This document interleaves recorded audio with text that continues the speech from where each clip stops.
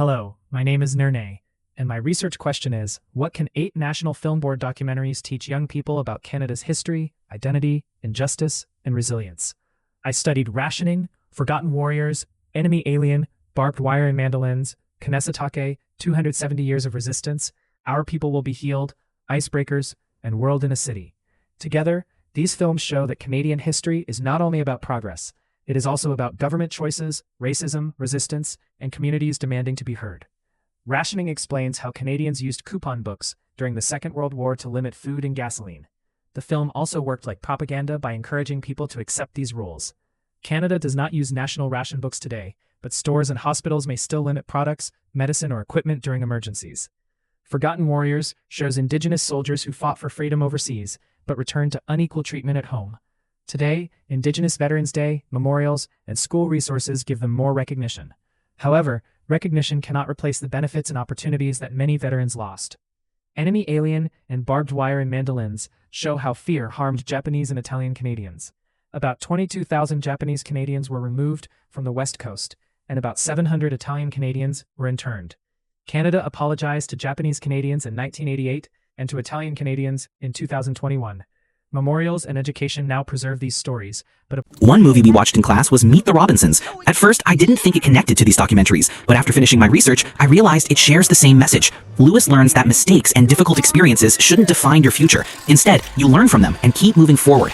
I think this connects to all 8 documentaries because many of the communities in these films experienced injustice, discrimination, or hardship. Although the past cannot be changed, Canadians continue working toward recognition, reconciliation, and equality. Just like the movie says, we have to keep moving forward while learning from our history.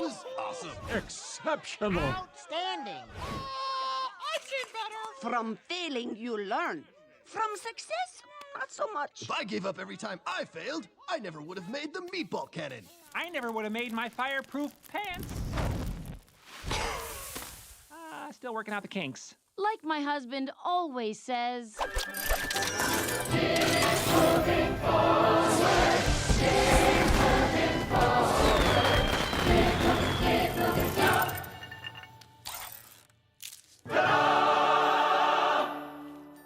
I propose a toast to Lewis and his brilliant failure.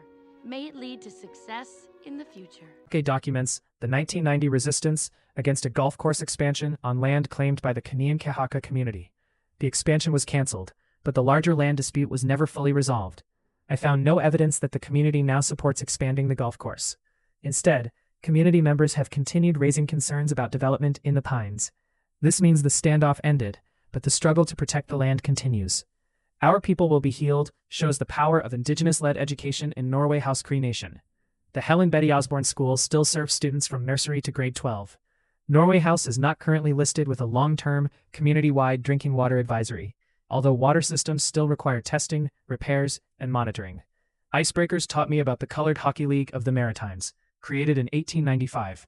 The league is now recognized as a national historic event, and a commemorative plaque was unveiled in 2025. However, I could not confirm a large permanent display at the Nova Scotia Sport Hall of Fame, so I believe more recognition is still needed. World in a City shows how newcomers shape Toronto through work, business, food, language, and culture. Today, Toronto is still diverse, but newcomers may face expensive housing, discrimination, and difficulty getting international education and experience recognized. The biggest lesson is that history does not end when a documentary ends. We must ask what changed, what was repaired, and what problems still continue.